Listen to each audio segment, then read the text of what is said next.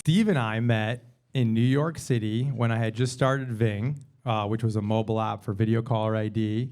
I think we went to your apartment. That's probably yeah, right. we did. Epic entrepreneur. I've seen him do 3 amazing companies. GroupMe was the first text messaging app. It sold to Microsoft for, I think, 85 million-ish. I never confirmed the details. Yeah, of course not. I like to know. And then he decided to start the Uber for helicopters, Blade, which I heard about in New York and realized it was Steve, and that IPO'd. And then the coolest one, I think, because I'm a music guy, is Splice, which is music collaboration in the cloud, because everyone's using Logic Pro. I'm a band, I'm a drummer, and that took over music. So I always like to start at the beginning, Steve. First idea, what were you doing? Did you have a job? What was the idea, and how to go? I mean, I remember, I guess first idea was trying to register giftcertificates.com in 6th grade, and I didn't get it. You know, it was like the 90s. You had to fax in a form to get a domain name, and that didn't work. But I always kind of had dreamed of doing a software company. Mostly self-taught, but went to Carnegie Mellon, and not for CS, because I would have failed out, but for information systems, which I think is like the closest thing to product management that there is. And you know, did a little couple of side projects in the beginning. The first company I started, the first company was called Simpact Technologies. I was 20 years old. And it was dynamic images to try to be the Lance Armstrong bracelet for your MySpace page. I was trying to work with charities to show that you made donations, and the only way to get anything on a MySpace page was through an image. So we were dynamically rendering images that would show different content. What year is this? 2005 or something. Feels early. Yeah, it was a little early. Turns out that was good for email marketing, because you could change email after it was sent. And so tried to make it, but it was so early. By the time I was, really working on that, it was like 2009, and like the VC scene hadn't popped off in New York yet. And I had a couple conversations. It didn't really work. This was kind of my parents had always had the dream of either doing grad school for me or funding an idea, and they really started it for me. And we failed. I got good clients. I got like Starbucks and 1-800-Flowers and some cool things, but I was like so not ready and needed more guidance. Ended up shutting it down, going to work at Gilt Group, and because I thought I could sell it to them, because I was like, oh, like they need this technology. What was Gilt Group? Gilt Group is a flash sales site that like was, it revolutionized New York tech. So Kevin Ryan, the founder of DoubleClick, or CEO of DoubleClick, founded that, and it brought together like all these incredible leaders. Like I think, of everyone on my team, I think everyone went on to either be a CTO, founder, or something like that. It was a pretty amazing moment in New York tech. And one of my teammates ended up going and doing the original idea that I had, gave me some equity in it, and then built it into a big company called Movable Inc. that just sold for $475 million. So I turned that was a failure that somehow parlayed. I think. Sort of one for one there. I don't know. Yeah. And then while I was there at Gilt Group, I grew up a jam band guy. I've seen Fish like 200 times, and all that kind of stuff. Yeah, you can clap them into that. And we were going to I had a friend of mine who I knew through seeing shows, and we always wanted to build something together, but he would always have bad ideas. And finally, he had an idea that was like, yo, how do we stay in touch at concerts we go to? And I was like, oh, I could fix that. And we went to a hackathon in New York and met the Twilio guys. It was an API for interacting with the phone system that just came out. And in 24 hours, we built GroupMe. It was at a hackathon. And what was GroupMe in its original So there was infancy? so this is the era between, it's 2010. This is the era between, BlackBerry's still a thing. iPhone had dropped but had no app store, I think, when we first did it, or maybe just had an app store. And there was no group text messaging. Like group MMS, it didn't even exist at that point. So we kind of invented it by giving every group their own phone number, that if you messaged it, it fanned it out to everybody in the group. And it bridged the gap between every phone type, which was really cool. You could do it from BlackBerry, Android, iPhone, dumb phones. And that was a crazy ride. It was a 13-month journey. We sold it to Skype. It's so fun coming out of that, like little things. I had an iMessage PM, a product manager interview for a role at Splice. And he said, man, for my 3 years at iMessage at Apple, my job was to copy everything you built. So like, like when emojis go big, when you send them on their own line, he's like, we stole that from you. And I was like, okay, all right. Well, I can walk around a badge of being like the guy who came up with that, which is fun.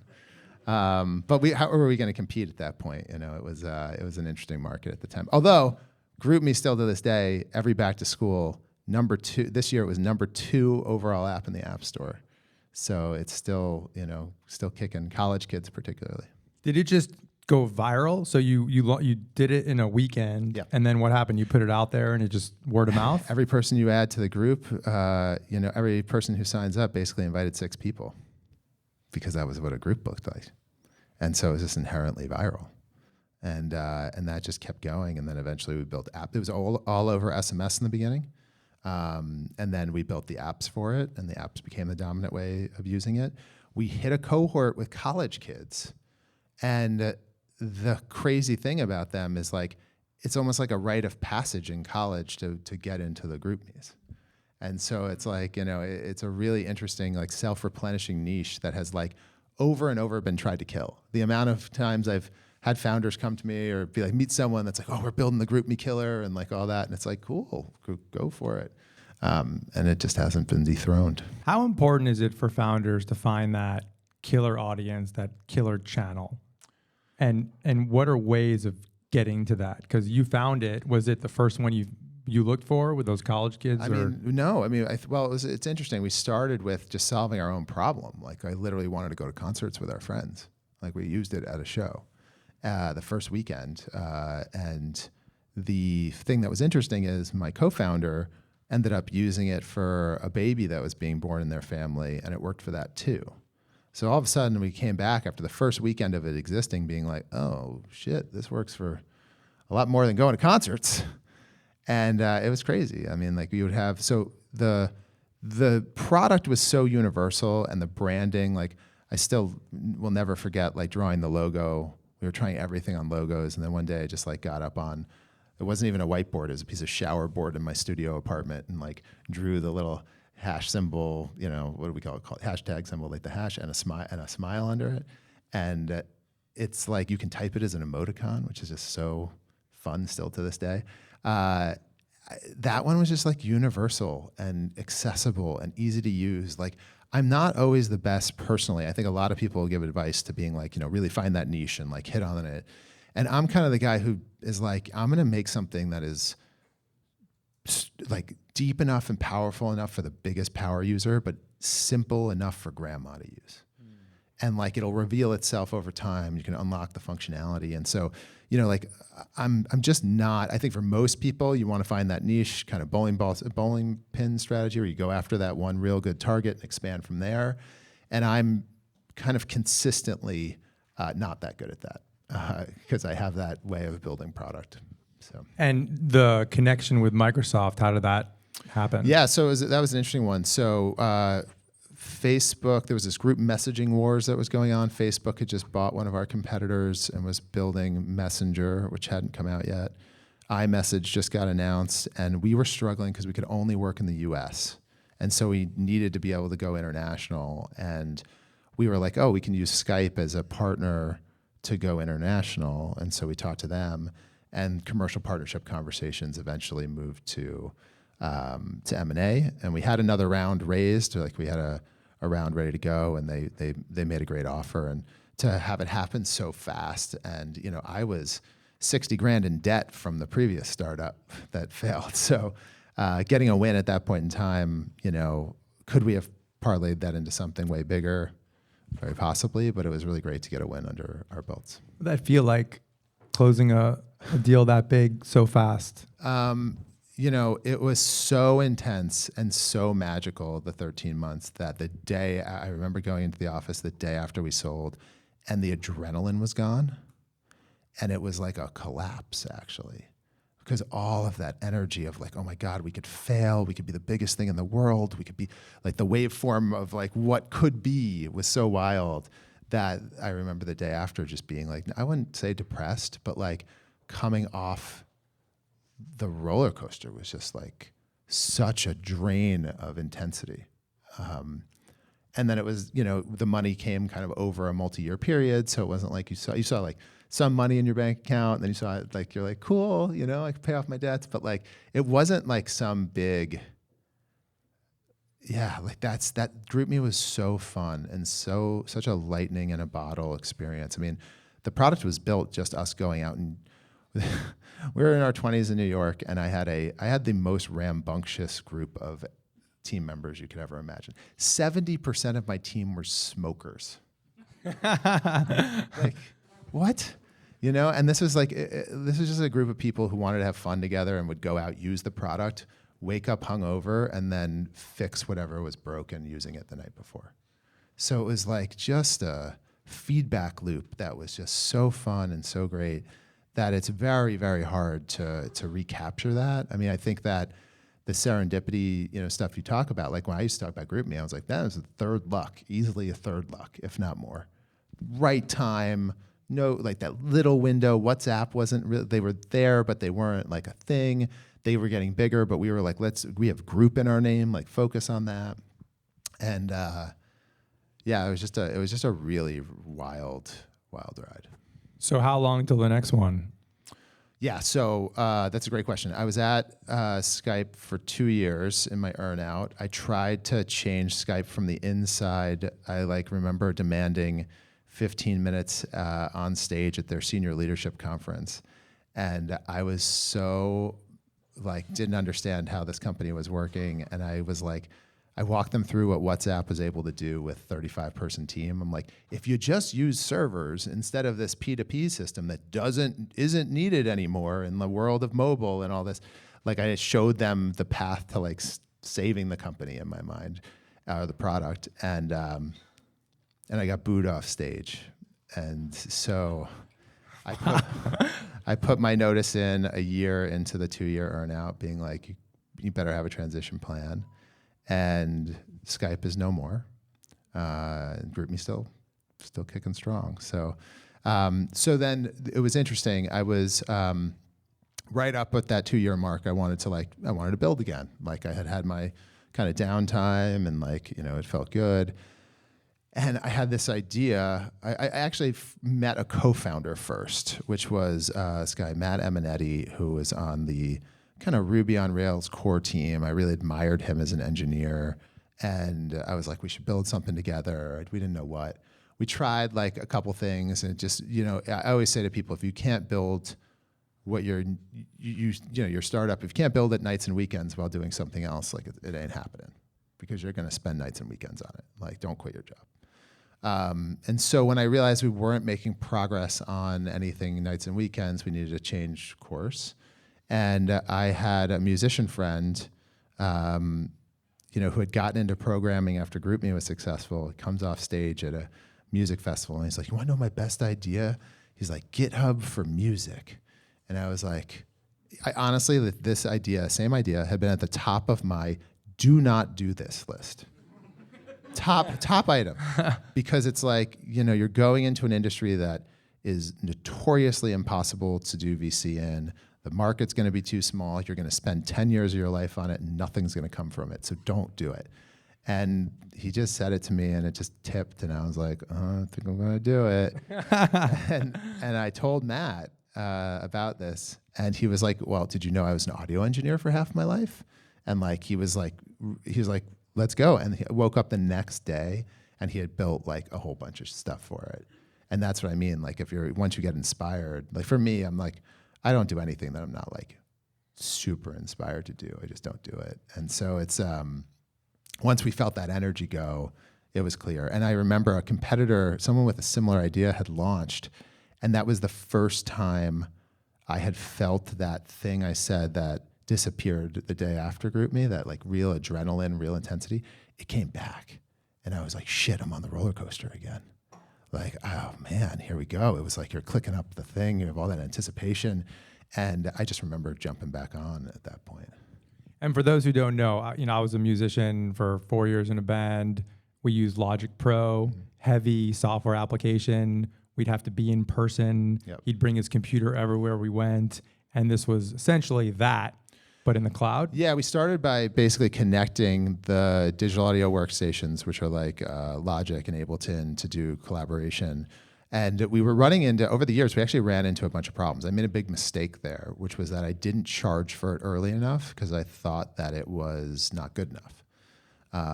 And we needed to start charging for something. And I was like, well, I don't think it's good enough because the people, when they're trying to collaborate, don't have the same sounds. They don't have the same plugins, which are basically virtual instruments. And I was like, I'm going to monetize that. And so we monetized a library of samples and loops that you could use royalty-free in your tracks, and it just blew up. Like, it went quick from like no revenue to 10 million ARR, and like, I don't know, it was like, that was probably like 2 years at that point, I think. But you were 2 years into it. I was when multiple you did years this. into it. Yeah, Multiple years in. I was probably 4 years. I might have been 3 or 4 years into the company at that point. So before that, Yeah. before that inflection point, are you raising money? Yeah. So it was funny. I came off GroupMe, and anyone else in that moment would have been 100% shut down from every single VC. And I at least had my people who I had worked with originally, and one young partner at True Ventures, this guy Adam Dugeli, who I love, who was in music and like got it. And I'm telling you, I would go into pitches on people who I like. GroupMe was a really special thing in New York. We actually returned most people's first funds that you had heard of. So Box Group's first fund, Lear Ventures' first fund, Thrive's first fund, SV Angel's first fund. Like we had minted these guys, right? Now they're raising multiple funds on a quick return, and they would be like, please do anything else, please. And eventually the ones, most of the ones that had supported me in the very early days, we got a round done. But let me tell you, when you have a small TAM in a VC's mind, it doesn't. You could pull a rabbit out of a hat, you could turn water into wine. It doesn't matter because the more successful you are in a small TAM, they're like, great, you did great, but how much bigger can you get? The VC game is so particular in terms of what qualifies as a venture-backed company for people to invest in, and you really don't please internalize that and internalize the market size opportunity and why your company should be a venture-backed company with people who are playing these giant TAM games that are in IPO or bust mentalities, and that you're going to leverage capital to win an infinitely large market. If you're just not that dynamic, they might love you. They might think you're the best founder ever, but it's really hard to get over that line. Okay, so where were we? So around that time, same time, I had just the Blade story real quick. I had Rob Wiesenthal, who was an investor in GroupMe, kind of come into the office with this idea of it was just kind of ridiculous. It's I go to the Hamptons. And I have my friends, we charter helicopters, but we would ride together. It was this whole thing. And I was just well, if Elon can have a rocket company on the side, I should be able to have a helicopter company on the side. And with that one, I worked out a bunch of the initial dynamics. I did the brand, I named it, I built the app and hired the team, and then just handed it off to Rob. Rob did all the relations with he knew the clients. I didn't know the clients. He was going to deal with the aviation people, and all that. And then he left. He was a president at Warner Music. He left to run it full time, and I just sat on the board. And he grew it into being I don't know. It's one of the most iconic brands in New York City. Really, this is amazing. And then that went public via a SPAC, and then they just sold the passenger business to Joby to do the eVTOL drone kind of stuff, which is pretty cool. So what is that? Literally the flights are going to be with electronic takeoff and lift. They look like big drones that you kind of ride in, because the big complaint against helicopters is that they're loud. So all the neighbors, man, I got so many people who are like, you fly your helicopters over my house. And I'm like, well, you bought a house next to the airport. Like, how is that my fault? Yeah. But it was, this will solve that problem. Which is So this was a side project. for me, it was like, I just loved it. With Splice, I was, playing the I need to be a public company CEO kind of game. But at my core, what you see is I'm really a founder. Like Product founder. Would product you call founder. yourself a product founder? Yeah, Product yeah. first? Product first, very hands-on. Like I'm an engineer, I'm a software engineer. I built that GroupMe in 24-hour thing. I built the prototypes of everything and still code a ton on my latest company, SuppCo, which we'll talk about. And but during Splice, I loved the music thing. It had tons of perks, like you're used by half of top 40 music. Your favorite musicians think you're the coolest fucking dude around. It was great. And I had that aspiration to kind of go as big as possible. And, things were going well. And, COVID hit. I had a rough leadership period there. We got up to about 220 people. The company now is about 150 million ARR.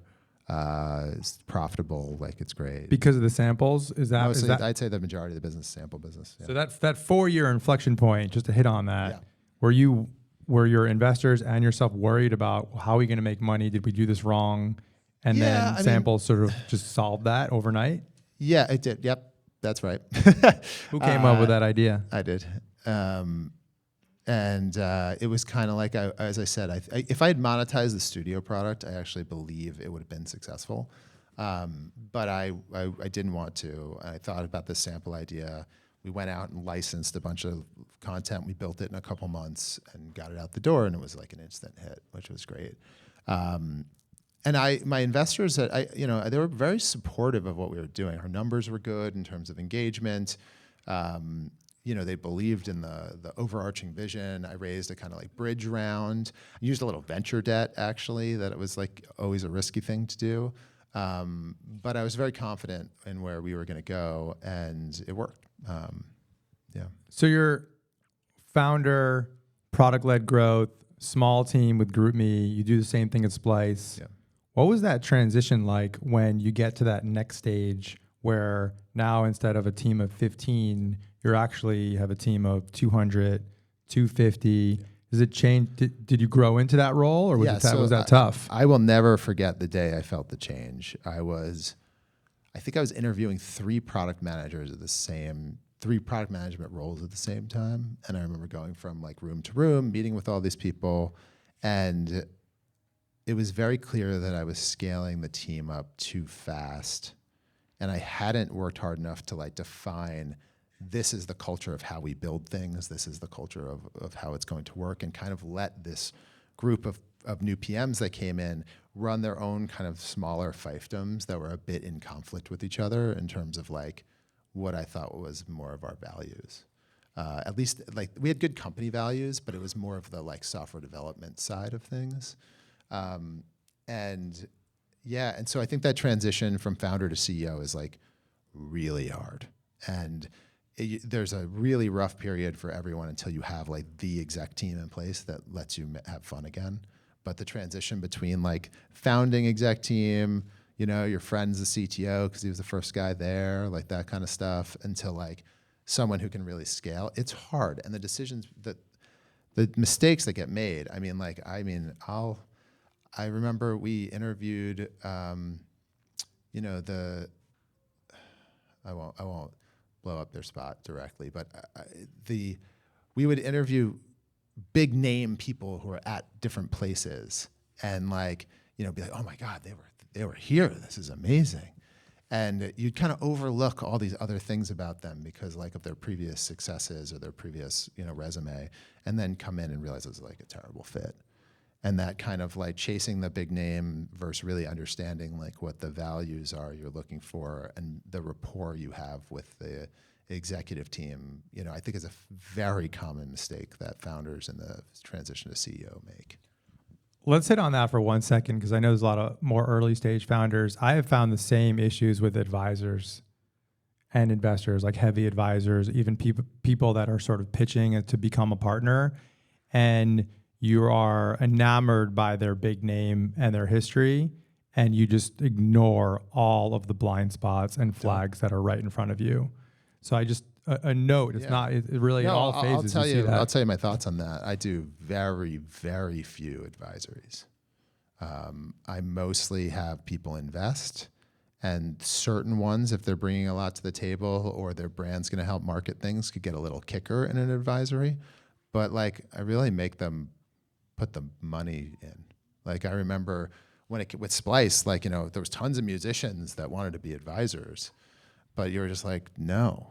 Like what are you going to do? Like, the smaller the check and like the more these people are, the more difficult they are to work with, the louder they are. They're like, really, they're not professional investors, or they're not really, for me, they weren't like, they were just like wanted to hear their voice all the time, kind of be talked. But then someone like Tiesto, like, who saw it, was like, take $175,000. And I was like, you're my guy, you know? And I spend very little time chasing down advisors or investors or like celebrities, because the amount of effort in is usually not worth the results. Like, everyone's in sell mode. Same with investors. They're all in sell mode about how great the value add is going to be, what they're going to do. And then like the day the check comes in, and just kind of, it goes down to about 10% of what they said they were going to do. So I generally, for me, and look, I have a track record, I have experience with these. I go back to the people I've worked with before that I know I have no counterparty risk, that they're going to be problematic. So Andy Weissman at Union Square Ventures, he was my first check, into GroupMe when he was at BetaWorks, and then has led kind of many rounds for Splice and SuppCo. I go back. We are allies, and we're pretty much partners and friends throughout the whole thing. And I'll take less terms, like worse terms, from people that I trust than I will from chasing around just big numbers. So you got a lot of highs during this process, just the entrepreneurial journey. Yep. Tell me about when it gets hard. Tell me about a time where it wasn't as easy, and how do you get through that? Yeah, I mean, look, that transition to founder CEO, not fun. Like, look, I'm just not. You just have to be prepared. If you're going to be CEO throughout the whole thing, you are going to be a people manager, and like that people management, if you're a builder, is the thing for me is like, as a builder, I'm always operating on my own time. Like, I'll literally go program the thing. I'll go do, now with AI, it's absurd. We'll probably talk about that at the end. So it's always like on my clock. But then once you have an executive team and you're doing your check-ins with them, you're kind of like on a shared clock with them. And like, I get like antsy. Like, I have trouble focusing in a meeting with them if they're not like moving at the same pace and stuff like that I want them to. And so that, like, and I tried very hard to learn all the skills, learn the patience, do the things. And I honestly, I think I was doing a good job, to be honest. Like, the team was happy. We got to a really great spot. And, COVID hit where things got really hard for me. COVID was interesting. I was like 1 week ahead or 2 weeks ahead of, oh my gosh, we're all going to be working from home for the next who knows how long. So we did a test work from home week. And it was like 2 weeks ahead of everyone needing the supplies. So like, everyone got their monitors ordered, all the stuff I'm like, just in case. And that was good. But the camaraderie in person started fading, that we had a really good in-person culture going. And we did have remote engineering, but you felt that. And then in the window from COVID starting, and like kind of COVID starts, my dad dies in May. George Floyd protests break out like that week or the week after.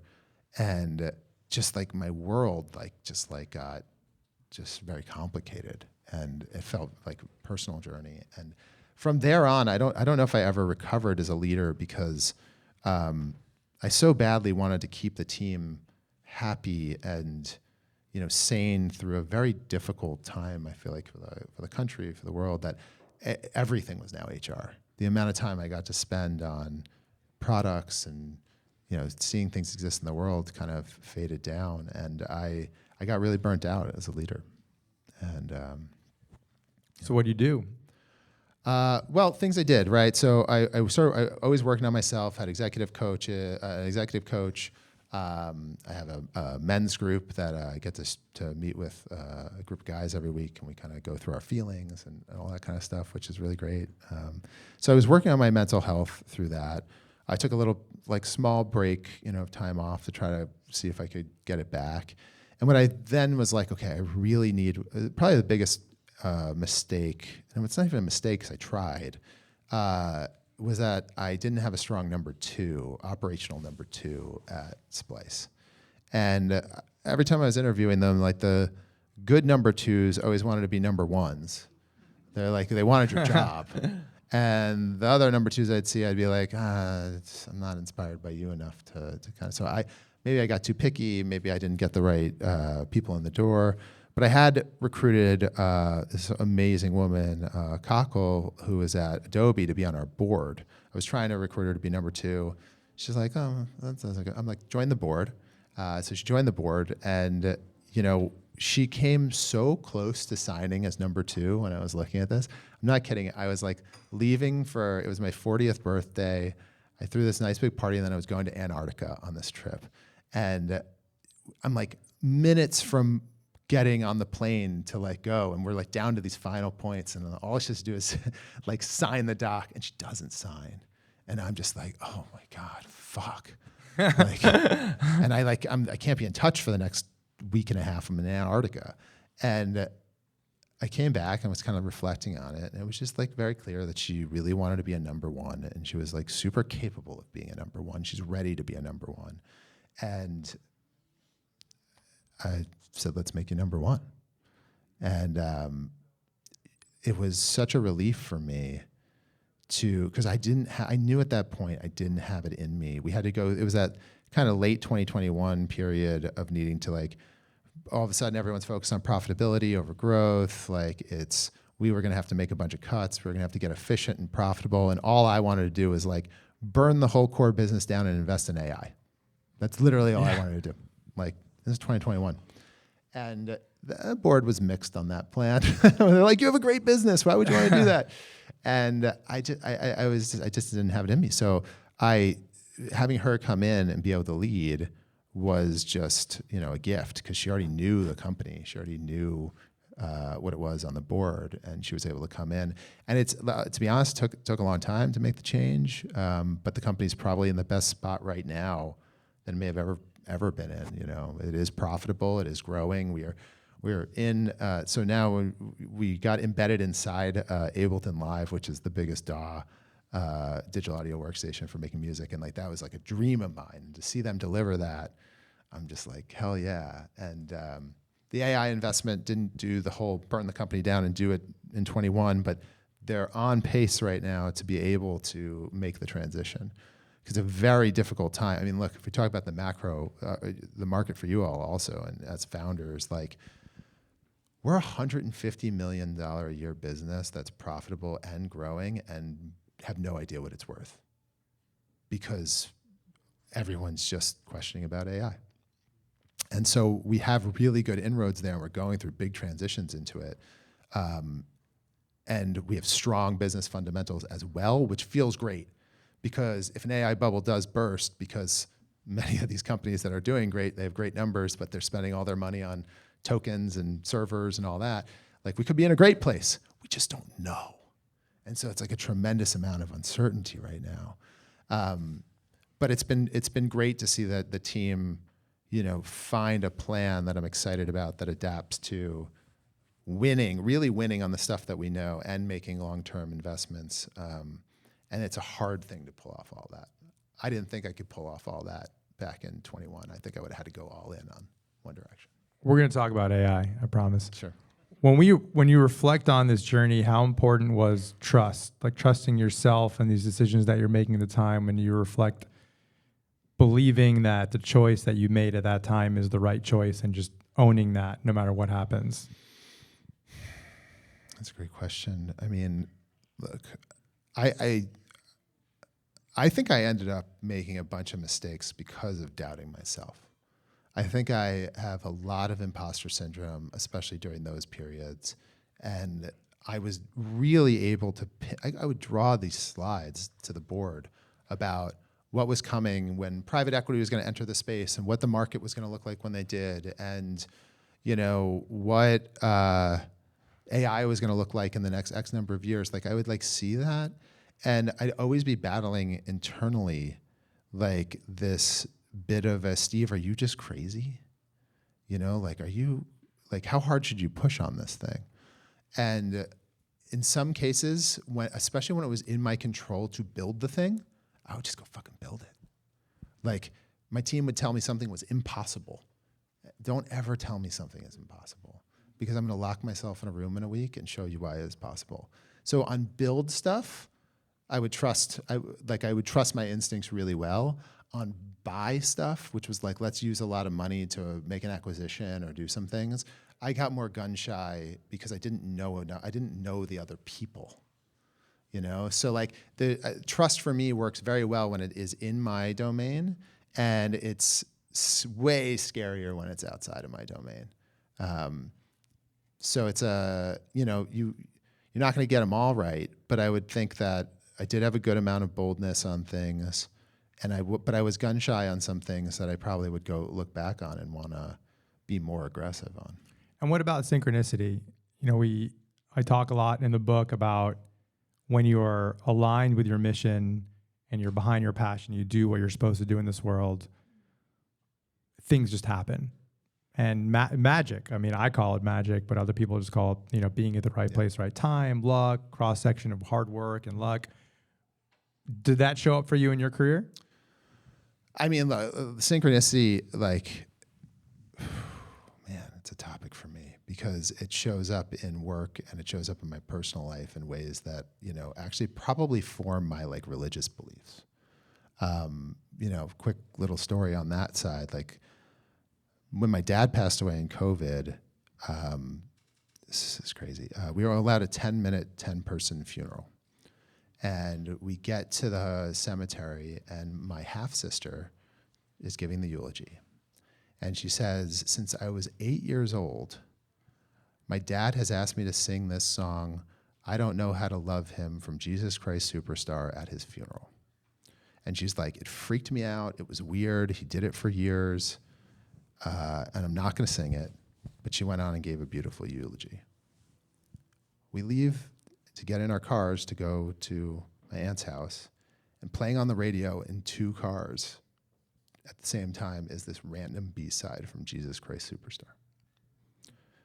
So for me, synchronicity and my relationship with the universe, it happens in great ways. There's times at work that I have teammates that are like, you're the luckiest person in the world, because like the timing stuff happens. It happens in ways like that, and it's happened in terrible ways too. I finished a 3-year renovation on a house in the Palisades the morning the fire broke out. We woke up and said, this is the first day of the rest of our lives, and 2 hours later the house was gone.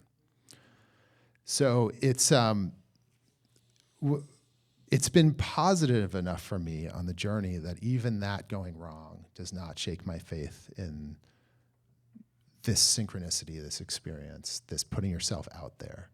The more people who shut that, how do you create that? How do you like get it out there? Like you share your ideas, you talk with the world, you put things out in the world. It creates more opportunities, more luck, more synchronicity happens the more you're out there.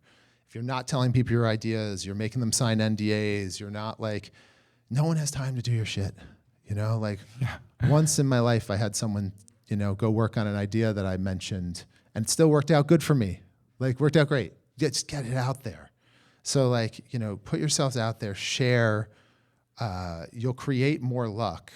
You'll create more synchronicity. You'll create more opportunities because someone like you, who's incredibly good at connecting people, incredibly good at putting, you just spread that synchronicity and luck because you just you hear one little thing come in and you know exactly where to route that to. And there are people like you out there that as you're talking to them, they're like, oh, that sparks this idea. I should go do this thing. And all of a sudden something, looks like synchronicity and looks like an amazing thing. And it's just because you had it out there for someone to, route in the right direction. So, I just be open, be expressive, show people the world you want to see. I mean, I think that's the thing with me. It's like I I can't memorize shit. Like I don't, by the way, there's a million paths to success. Like everyone will be like, if you put me on a podcast and say, what's your favorite book? I'm gonna say like, Hitchhiker's Guide to the Galaxy. Like I've read like so few things. Like there's so many paths to success. But I do think that being open and do think that sharing and do think that like just doing and embodying what you believe in is so important. Every startup I do, I really fundamentally believe in the world that I'm trying to create. And that way I don't have to memorize or, put on a show. It's just coming from my heart. And yeah, it's been a really nice living that way. It also keeps me very far away. I might be selling a dream of what the world's gonna look like, but I'm never lying. I'm like, I try to be the most, I don't even try to be, I just can't handle not speaking either my truth of what is true now or what I truly believe is going to be. And that has served me really well. A little round of applause for that. That was a nice way to drop in. Thank you for sharing that. The world is changing rapidly. AI is not only amazing, it's also scary. We just don't know what's happening, and whatever we think we know on this plane, there are things happening with AI at other planes that I hear about that are just so advanced and so world-changing and potentially society changes. So what's your relationship with that? How is it changing the way you're building companies?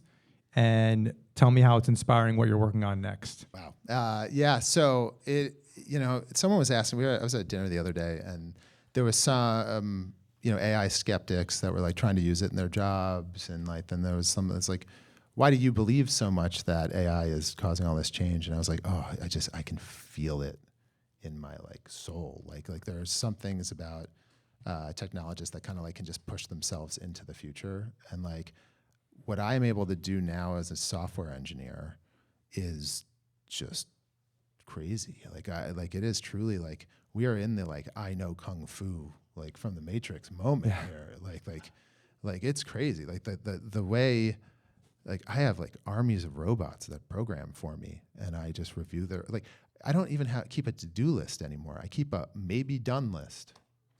Like, because I'll fork off any idea I have for my new company, SuppCo. We'll talk about that in a second.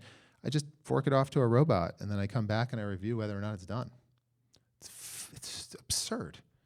And so, like, we're really the shift that's going to occur from this. I mean, even like seeing Sora 2 yesterday and with the videos that are being created, like, you just got to remember this is the worst it's ever going to be, and the acceleration is like real here. For me as a founder, and I think the challenge that a lot of us, like the way we understand what, raising money looks like, what team building looks like, I had a 220 person team. I don't want that anymore. Like I want a small, tight team, and I'm spending my time actively figuring out how to maximize what a person is capable of, before bringing another, person on, just because I don't like firing people, like to be honest. I don't like the startups are so notorious for overgrowing, then contracting, and overgrowing and contracting. And I am trying to do things in a much more controlled way. But what I'm experiencing engineering-wise, and is now starting to permeate into the other factors of the business, content creation, ad creative, marketing optimization, it's just, we're not really prepared for what is to come. Like there's going to be so much good. I think the acceleration on the health side is going to be really, really good. I think that, so can I talk about my company? Yeah, my new let's company? do it next. New company. So what we haven't touched on at all is I used to be, when I was a kid, I was very overweight. At times I was 300 pounds. I played every sport because I was tall. I would make the team even though I was terrible. I would spend a whole football season, doing 2-a-day practices and all the stuff, and I wouldn't lose weight. I wouldn't get better. I was like this big disappointment. It's no, fine. you weren't. And then GroupMe sold. I was still pretty unhealthy. I was like 270 pounds, and I was like, oh, I want to live. Let's do this. I found functional medicine. I started working with a doctor, doing diagnostics, getting on thyroid medicine, adjusting hormones, just kind of like working through whatever my body was struggling with. Recommitted to diet and exercise, and my people saw the change. I got in pretty great shape, and not like fitness influencer shape at all, but good for me. And people would ask what I did, and no one wanted to hear diet and exercise. And it was 10 years before Ozempic was a thing. So I would share this like really ugly Google spreadsheet of my supplements and medications that I took. This was my stack, as we called it. And it was out of date and not fun, and no one knew what to do with it. And after I took about a year off after Splice, and traveled the world, met my partner. It was great. Had a baby, which is great too. Talk about that all you want. It's great. I'm solo parenting this week for the first time, and it's pretty fun actually. Gonna crush it. Right? Yeah. I came back to this concept. My friend had just started Function Health. I was an investor there, which is a diagnostics company, and I'm just like really in love with this self-directed health and kind of this longevity and kind of space. But I also think people struggle all these influencers are kind of biomaxing, I call it, instead of biohacking. They're like, do all of these crazy things. And it's like, dude, I got 90 minutes for 3 hours a week. Like, I don't know what the hell you're talking about. But the one space that was really unsolved was a supplement space for me. It's the grayest kind of, no one knows who to trust. We've got this huge battle between the institutions and clinical research and these individuals who are telling you they're changing their lives. And so I took that core stack sharing concept, and I was like, I want to help everyone in the country build a tailored, supplement stack to help them hit their health goals and inspire others. And so that was kind of the birth of SuppCo. And it turns out that the supplement industry is broken basically at every phase. What can they actually do for me? Which nutrients should I take together as a kind of make a plan? Which products and brands should I trust? There is a lot of snake oil. There is a lot of bad stuff out there. And then can I get a good price for it? Because honestly, the margins are insanely high. And then how do I make them work for me? People take them at the wrong time. They have the wrong expectations of how long they'll take to get to results. So it's just broken across the board. SuppCo is in the App Store. You can go to supp.co and download it. If you want to see what I take, you can go to supp.co/Steve, and you can see the 29 products I take on a daily basis. And we've just been really going after trying to be the epicenter of this really gray space. It's great. We launched a beta a year ago. The growth has been really just amazing. And what's fun about this one, music was really cool because we had these heroes using it. But this one's cool because like grandmas message me, it's just like so in the zeitgeist. Like I've never launched anything where like we have a feedback button in the top of the app. We were getting like hundreds of pieces of feedback a day at one point. And so like the user base is loving it. The NPS is like 70 plus. The market is huge, which is great. And so and people are getting results from it. So I'm just really happy to be playing in it. I'm doing it for fun, and I'm really hands-on coding a lot, which has been fun for me. So back to AI. It's time.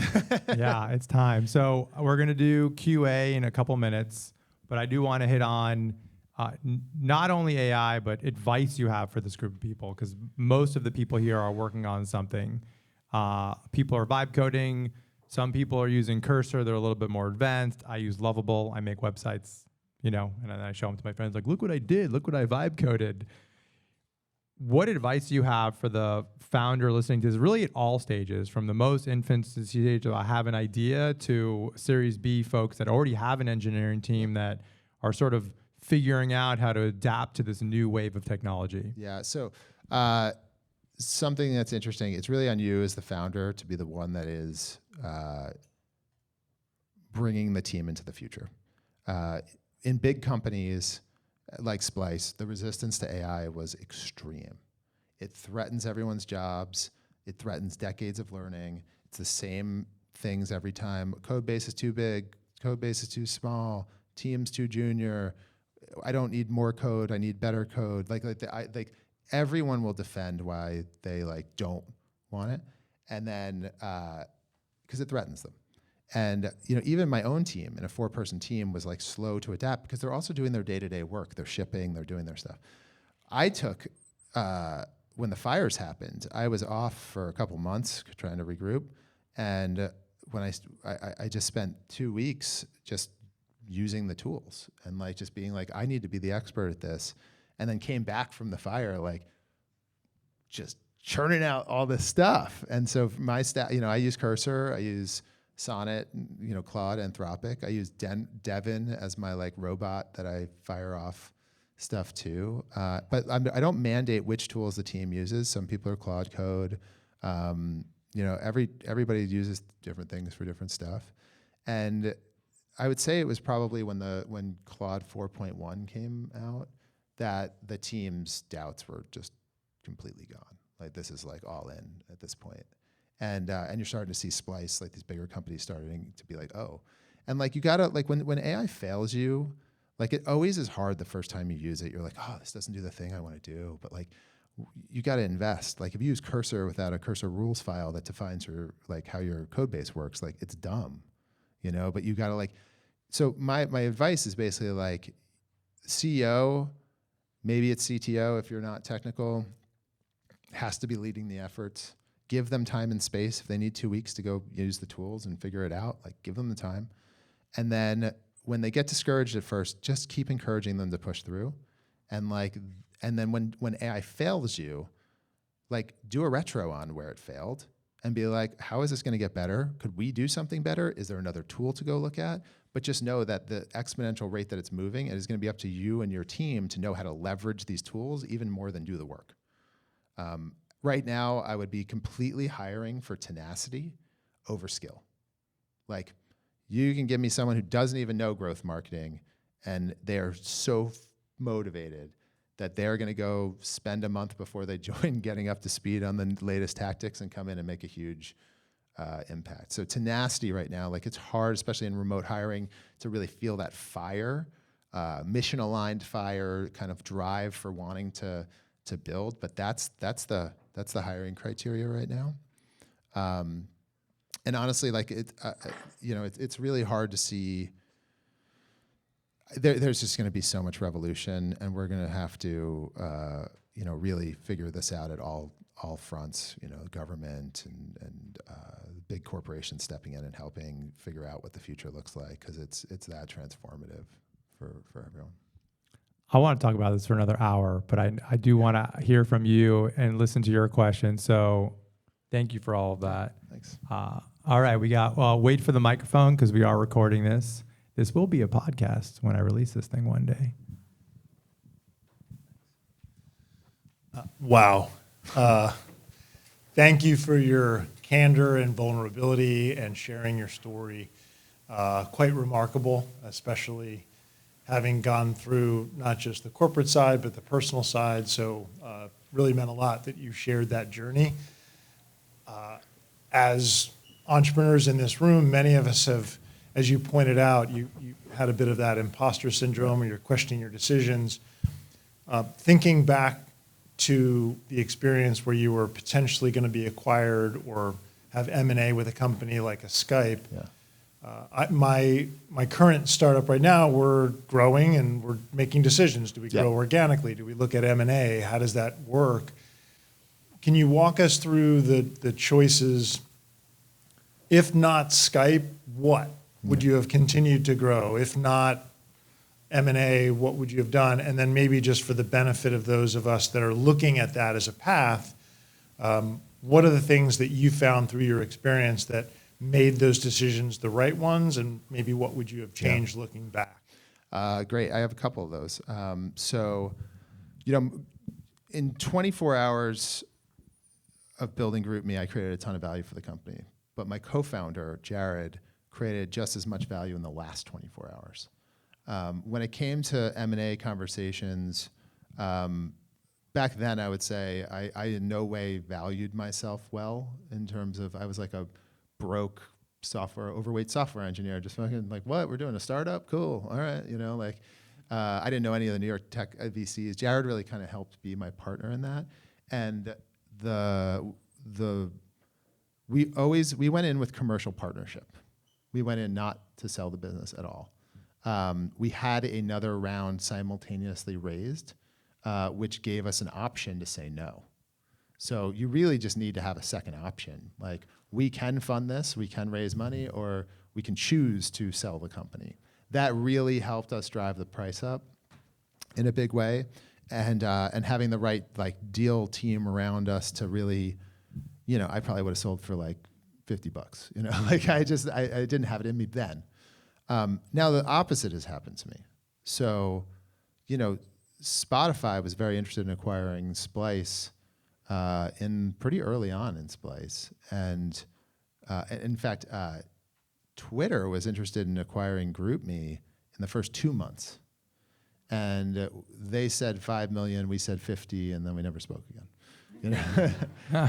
But if you play back both what $5 million of Twitter stock or $50 million of Spotify stock could have ended up doing for me financially, you'd be like, holy shit, you made the wrong choice, man. So, I think that all these deals are they're very personal too. Like where I was in life, like the idea of putting that money in my pocket, like the idea of hundreds of millions of dollars and a huge outcome, like was so irrelevant. It was so impossible to me when I'm 60 grand in debt. And like being able to walk around with a solid base after that, you can start making better decisions. And it's one of the things that's been hard in Splice is like I played IPO and bust game there and still am. And in a 10-year journey, I've taken very little money off the table in that. So I have a ton of wealth, personal wealth, tied up in the state of a business that I'm no longer the CEO of. And so I think some of these. So again, you never want to sell your company. You want to be acquired. You never want to have a single decision you're making around this is my only option because we're going to run out of money or not. And yeah, and it's going to be personal and different. It is nice to have, if someone who is really a founder, having a win under my belt changed everything.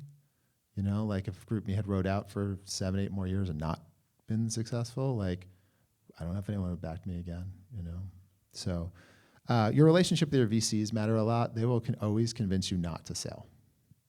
When your company's going well, they only win. Your VCs only win if you are a outsized return of like 100x return to their fund.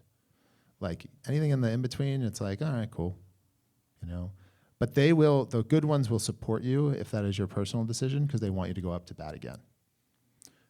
So have a good relationship, I would say, with them throughout the process. Know that their incentives always are for you to go the distance.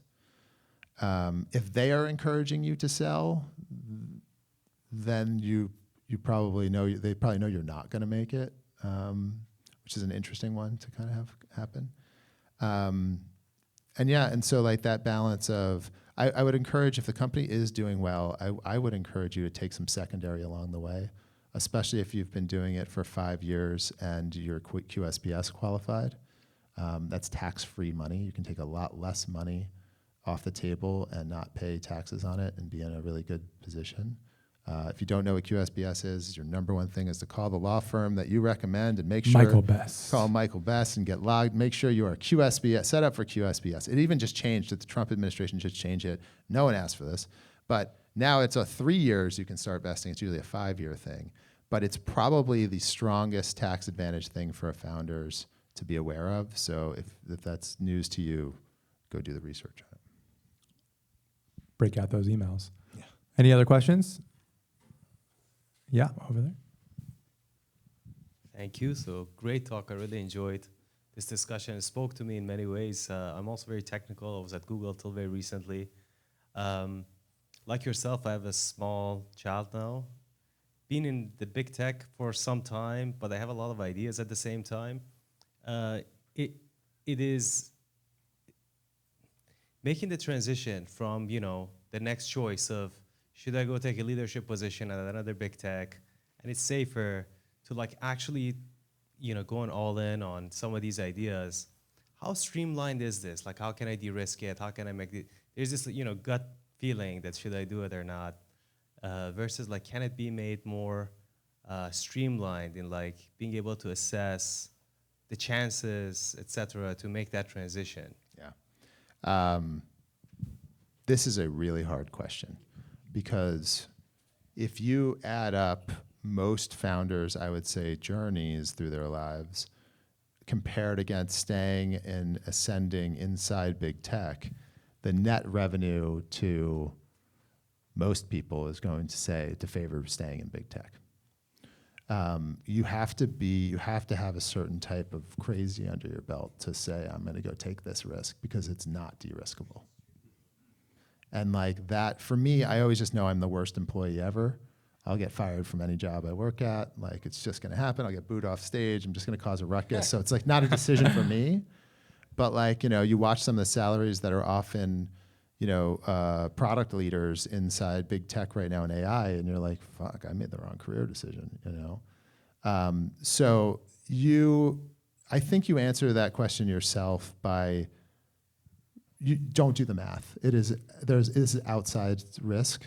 And if you're doing the math, then it's always going to work out for you to stay in your role. You have to take the risk because you're crazy. You want to change the world. You want to make it something different. You believe in yourself to do it. You have to have you should have a very unique angle on why it's you that should go do this.